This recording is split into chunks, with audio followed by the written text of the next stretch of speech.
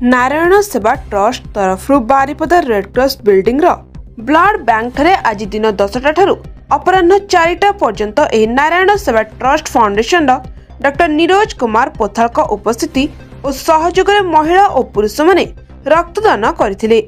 एही नारायण सेवा ट्रस्ट सहयोग रे शह शह यूनिट ब्लड और बहु मात्रा रे प्लेटलेट दान करा जायछि। डॉक्टर नीरज कुमार पोथल 119 थर रक्तदान करी लोकों को बहुमूल्य जीवन को बंचाई।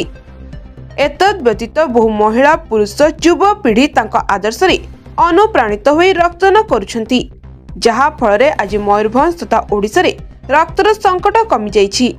आज दिन रे रक्तदान समय रे नारायण सेवा ट्रस्ट कर्मकर्ता और डॉक्टर नीरज कुमार पोथाल और सांबादिक डॉक्टर गौरी दासगिरी उपस्थित रही रक्तदाता मानक उत्साहित करुथिले और सम्मान पत्र प्रदान करुथिले। रक्तदान महत्दान।